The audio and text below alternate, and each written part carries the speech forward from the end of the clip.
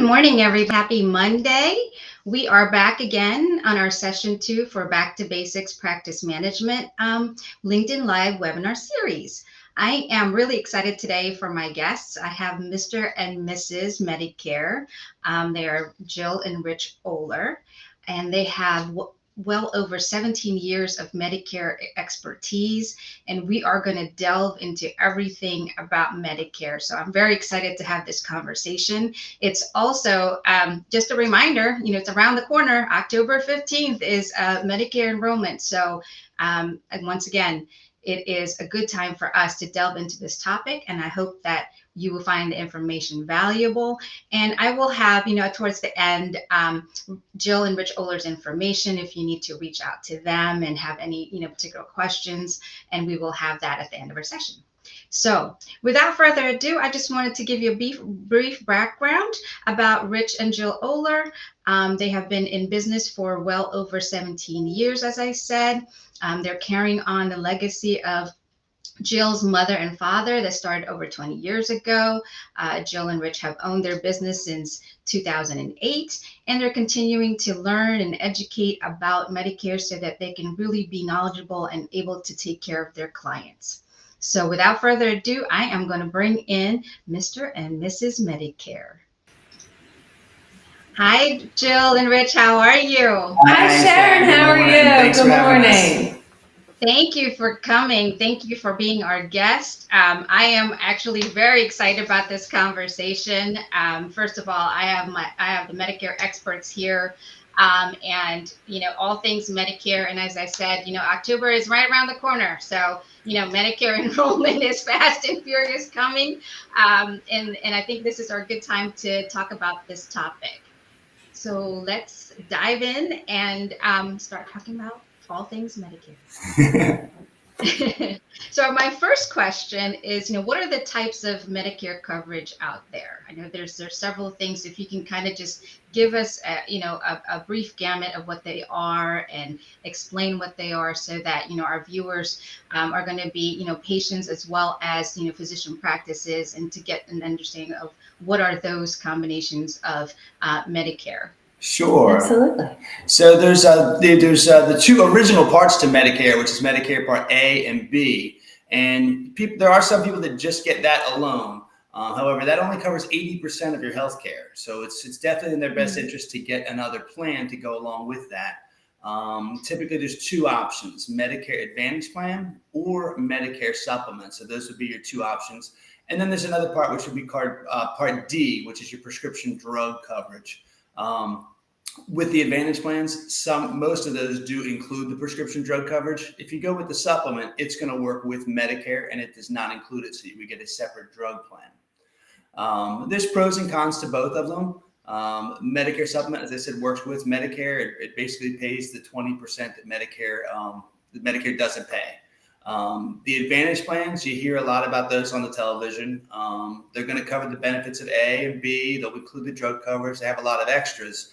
But you got to look at where you want to put your risk. With the Medicare supplement, they have a premium, not a lot of copays or deductibles. With the Advantage plans, they because they're inexpensive, they can have copays and deductibles. So you kind of pay as you go. So depending on where you want to put your risk.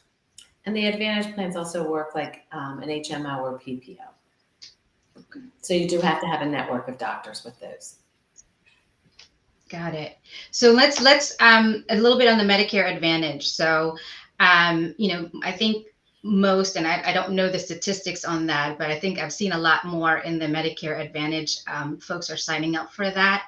So you mentioned about being a network. There's a network of, in their physician that they can select. And you also mentioned HMO and PPO. Can I just get, what the HMO means and, what a PPO means briefly, from a descriptor? Does that mean do I have to have a primary care doctor as my gatekeeper in an HMO? And then is a PPO where it's, a preferred provider that I can, choose to have also a primary care doctor, but also, not choose a primary care doctor, but I can see specialties and so on. Is that what that means? I'm just trying to get some understanding. Yeah. That's exactly what that means, Sharon. You're absolutely correct. With an HMO, your network's a little bit smaller because you do have to stay in network. With a PPO, you have the option of going outside the network, but you're going to pay a little bit more for going outside that network. But everything you had said is correct. Yes. Great. So I'm going to segue into the physician side of things. In a physician practice, I used to be many moons ago, worked in front desk. And even when I used to manage, physician practice, I also filled in that role from time to time when needed. So one of the things that, the challenge I found is that, when insurance updates and changes and, in terms of what the patient has currently in their existing, Medicare plan, and as well as, they might have changed, when the enrollment comes, they chose a different, company and what have you. I think one of the things are co-payments. Is that something that, is collected at the front when, I'm checking in, I patient have a new card? Is there anything that, as we're reviewing that card in front of us, that we should be made aware, that, oh, if I have, an Aetna HMO Medicare Advantage, or if I have a Humana, that type, that I will be collecting a copay at the front desk? Yeah, I think it's really important for the front desk person to always look at the cards previous to the visit. Even if they've collected a card in the past, they're going to want to collect and to at least look at the card again when the patient comes in, just to verify that the coverage hasn't changed. And on those cards, it'll actually say on there whether they're collecting a copay up front. If they have an Advantage plan, it's going to be listed on there. If they have a plan called Plan G, there is no copay for that. And so they wouldn't be collecting a copay at that point. I often say preparation, at the practice is always good. Being able to know what a patient's benefits and coverage is ahead of, their check-in.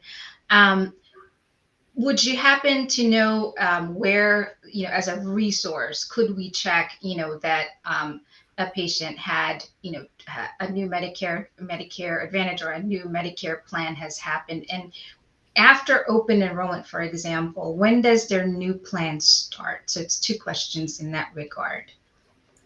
Yeah, so during the annual enrollment period, that's from October 15th to December 7th, during that period, we're going to look at plans for the following year. So whatever plans you choose then, they will start on January 1st of the following year.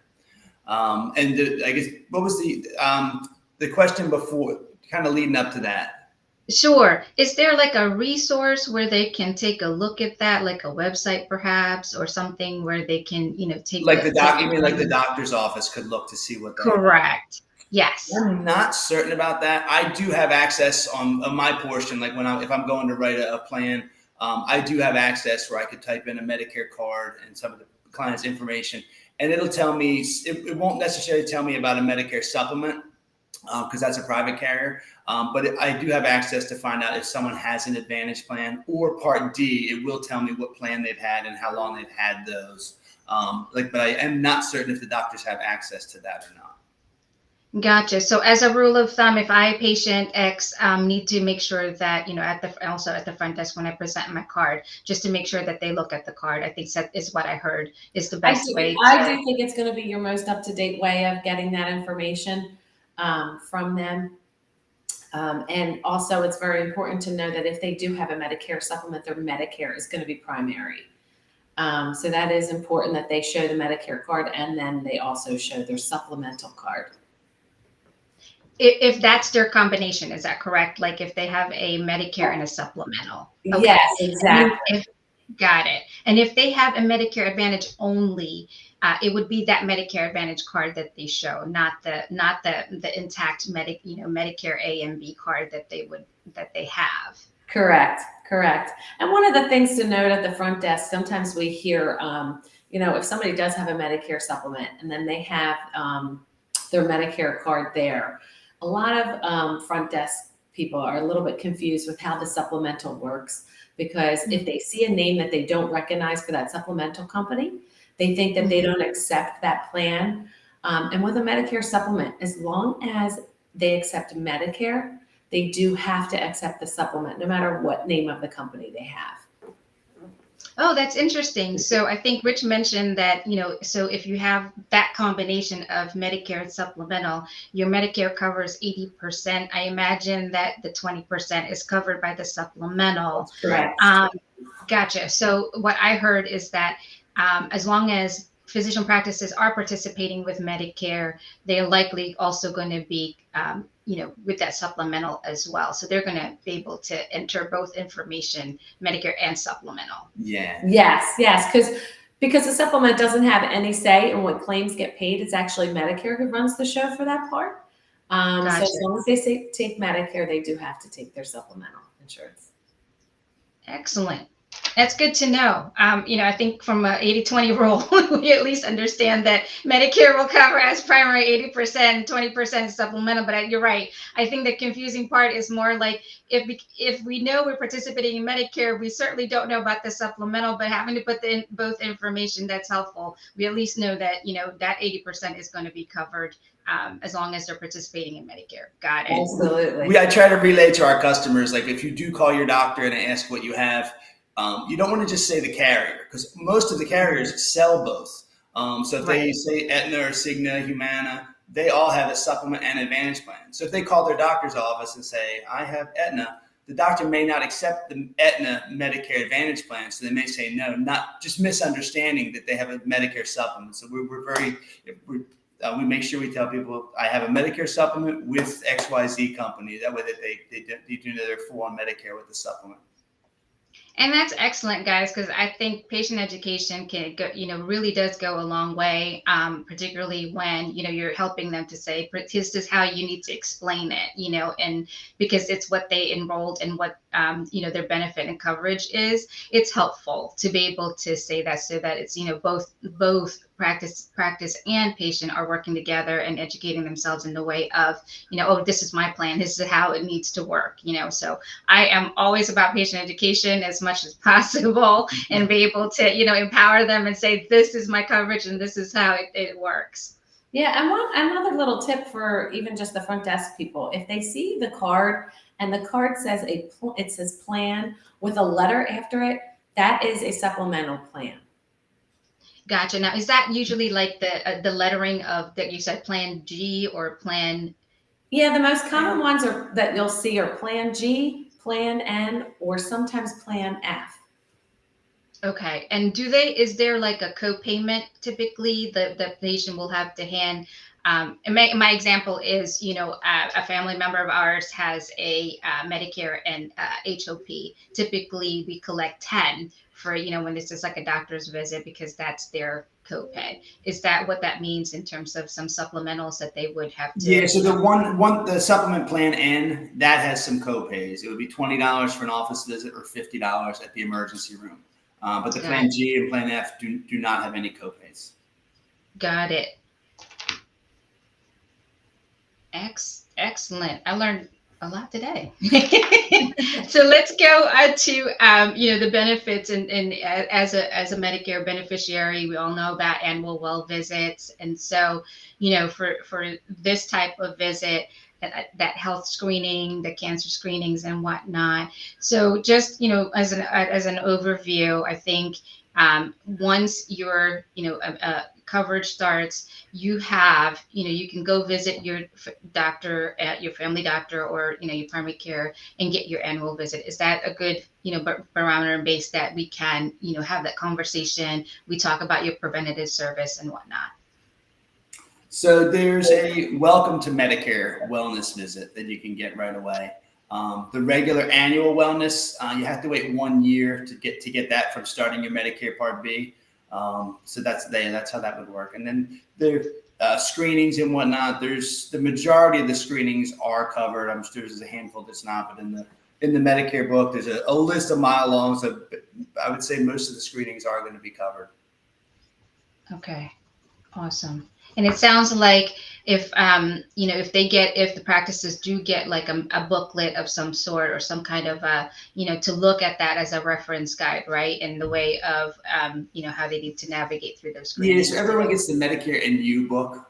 So that's a great book. And then also Medicare now with online Medicare.gov, you can kind of type type in your topic, and it'll bring you right to the page in the Medicare.gov section as well. Gotcha. I remember that Medicare and You book. Definitely remember that. We There's a use lot of it. information there. Yeah, we use it very often. Absolutely. I find that book actually very, it's in the layman's term, it's nice. It can be absorbable. There are some things that are still somewhat a little bit, confusing, but I think overall I find that, they try their best to Yeah. make it as, digestible and readable as possible. Yeah. Absolutely. And we always make ourselves, we make ourselves available to the client also, because just reading that book, you may still have some questions in regards to that, or you just might want to hear a voice to confirm what you think you read. And that's just, another way of reaching out to us to help with that. Fantastic. Now for the regular diagnostic studies, for example, if I need an X-ray or if I need, some kind of a lab test, again, let's look at, combinations of, the Medicare and supplemental, and then the Medicare Advantage. A referral should suffice. There wouldn't be any pre-authorizations, I don't think. That would be required. Their doctor can, issue an order, and then they would go and get their test done. Is that about Yeah, the so gist of that? if you just have Medicare alone, obviously you're going to be paying that 20% of whatever that Mhm. cost is. If you had the Mhm. Medicare with the supplement, that should be covered after your $226 deductible is covered for any outpatient services. And then with a Medicare Advantage, that's going to be a little bit different because each plan is different as far as cost for those types of things. That's why it's really important to look and dig deep into those plans to make sure where your costs are going to lie. That's perfect. So let's go back to you guys when, let's say I'm 65, I'm now eligible, I've gotten all my emails and books and, you name it. What should be, as a patient and even as an employee, right? I could have that age bracket in our practices as well. And so what would be your advice, going through, I got my letter, and now I'm eligible. What's my first step? What do I look for? And how would how do you guys guide, a newly eligible Medicare, beneficiary? I am deer with headlights. I'm bombarded with, all kinds of different mails from all different plans. And how do I, focus and prayer and get through, like, maybe is there a checklist, or what do I need to be doing in order to get myself, ready to say, hey, Mr. and Mrs. Medicare, here, Jill and Rich, I am ready to do this, but I don't know where to start. I've got all this stuff, and, what do I do? That's the question we get from pretty much anyone that's just getting ready to start. They come to. I mean, there's so many conflicting information. So the first thing we like to just get out of the way right away. We let people know, hey, just because you're turning 65, you don't have to go on Medicare. There's some factors. Let's look at: are you currently working, and do you have health coverage through your employer, or are you on your spouse's coverage? And then, if so, what kind of coverage do you have with that plan, and how much comes out of the paycheck to pay for that? And then, so we can kind of evaluate going all in on Medicare, and kind of see what would be the best option. In someone's case, if their employer is paying 100% of it and they got a great plan, well, stay with that because you don't have to pay anything toward it. However, if someone's got a $20,000 deductible and a huge chunk comes out of their paycheck every week, it might be like, okay, let's look at going the Medicare route. And we like to tell people going Medicare.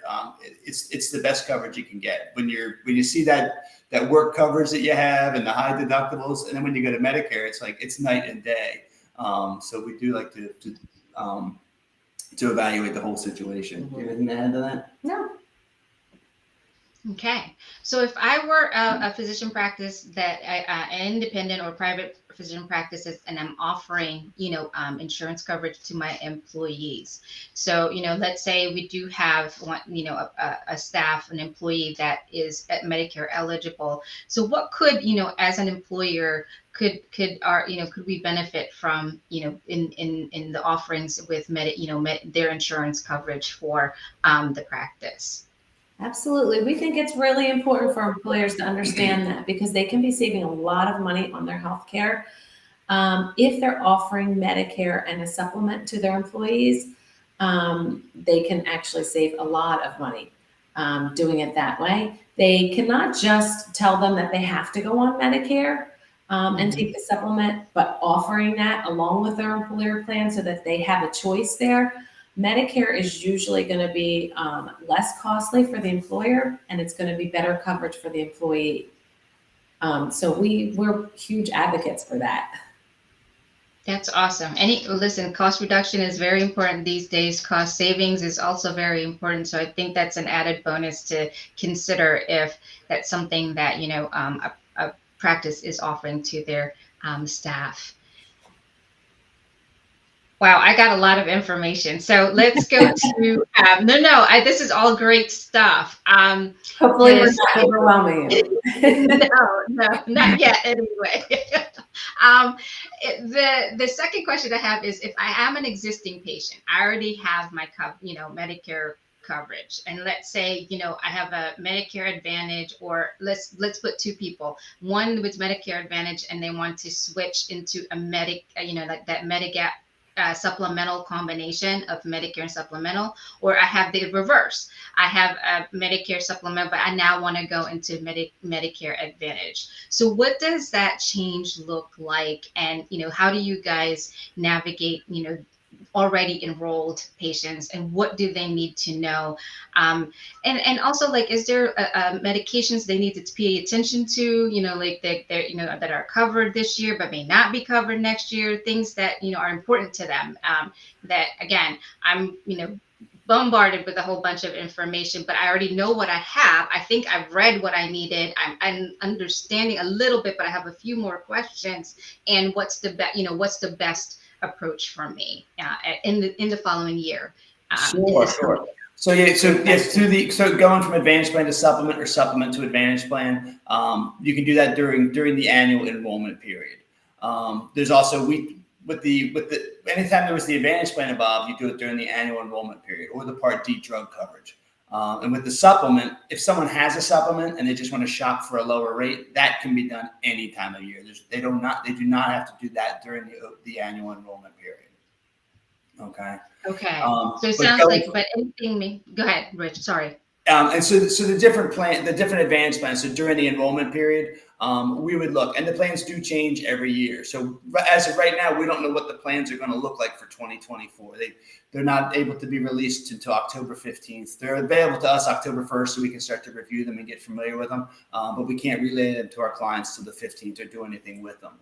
But yes, so there are changes every year. So if someone has an existing Advantage plan and we just want to do a review with them, see what kind of changes there are for next year. The going back and forth between the two, they are very different. So we want to make sure that we do educate people on going from one to the other, what the different changes are going to be. As you said, there's network or no network. There's copays, no copays. Like the Advantage plans, I tell people, they kind of have a menu that goes with them. You kind of look at it and it tells you everything that you would pay, seeing a doctor doing this, getting a test done. It kind of tells you what you would pay for those. Sharon, I think it's really important to note too, is that if you're going from a Medicare Advantage plan into a supplemental, you do have to qualify for underwriting. So you would have to be in fairly good health in order to qualify for that underwriting. With nothing major going on, you usually can qualify, and that would be something that we can pre-screen our clients for. And then with the Advantage plans, you do not have to go through underwriting to get an Advantage plan. But our recommendation every year, like Rich was saying, is to shop that Advantage plan every year to make sure you know exactly what it's going to be bringing in the following year. Doctors can get in and out of network also. So you want to make sure your doctor is still participating with that plan that you have. And then with the supplemental, we always recommend anytime you get a rate increase, because that can be switched anytime throughout the year, we always recommend giving us a call just to see if there's a lower rate that they could get and stay on the same exact plan that they have. And we usually see that there can be a savings every 2 to 3 years with the supplemental insurance, keeping them on the same plan, which is really important. So what I'm hearing, and this is what I love that I'm hearing, is that with your clients, you know, they can come to you, whether they're existing or if they're referring someone new to you guys, you take the time to, you know, talk to your Medicare clients, help them walk through the process of, you know, making the right choice and decision into their, you know, Medicare plan, whatever that combination would be that could benefit them, and helping them, you know, the following year, you know, in the changes that, you know, potentially could be there once you guys know what those changes are and how that affects and impacts, you know, their current health, and or their doctors, if they're, you know, they're still in their network or not. Is that correct? Absolutely, yeah. It's super beneficial for the client to have a broker, someone to speak on their behalf, number one. And then number two, you never want to do this alone. A lot of people think that, you know, it's going to cost more if they use a broker. We recommend find somebody that knows what they're doing to help you along the way, because it can be overwhelming. And with using a broker, there is no cost. So if you go directly to the insurance company or through a broker, you're going to be paying the same exact amount. And a lot of people don't know that. And our big tagline is, friends don't let friends do Medicare alone. So we always make sure that they have somebody on their side. And there you have it, folks. So how could we best, you know, reach you guys? You know, let's have your information, your website, your contact information. And actually, one other question: are you guys in the tri-state, or is it just, you know, local into the counties? How far is, you know? So we are in the tri-state area, so we do Pennsylvania, Jersey, Maryland, Delaware. We do North Carolina, South Carolina, Florida, Illinois. And if we have someone we have a lot of clients that started here, they move south or move somewhere else, and that's how we've ended up in some of the other states. So, we're not opposed to getting licensed in another state if someone needed us to. You might have a couple snowbirds, right? They're here, and then kind of go in areas where it's nice in summer and whatnot. Got it. Yep. Okay. So what's the best way to get, you know, talk with you guys? And so Rich, so our website is ohlermedicareexperts.com. You can go on there, and all of our info is on there. We give everybody our cell phones. My number is 484-369-9707, and Jill's is 484-792-1179. Excellent. Well, folks, I have to say I am educated now a lot more than I think when I first came in. I never assumed that I know a whole lot about, just because I've been in healthcare for so long. There's so many changes and things that happen, and especially with Medicare, I feel like I'm going to be more prepared at least, but I know that each year changes. But I also know that I have super awesome insurance brokers like Jill and Rich, who's going to, you know, walk me through this process when that time comes. And, you know, I can also refer a friend, and I won't let a friend, you know, suffer from not having to be able to navigate Medicare, because Lord knows we all trying to figure out which end is up in these changing times. So I really appreciate your time. I do want to take a pause for a minute if there's any questions that folks might have had or snuck in here. Let me just check to see. I did not see any questions, but I will post your information after our session, and your contact information. And if anyone wants to reach you guys and get in touch with you so that they can get help with their Medicare and enrollment upcoming. Yep, we would love to help them. It just starts with a phone call to us. Excellent. Well, thank you. I appreciate your time. Thank you so much. And We appreciate you, Sharon. Thank you. Thanks, Sharon. of course, take care, guys. Bye-bye. Bye.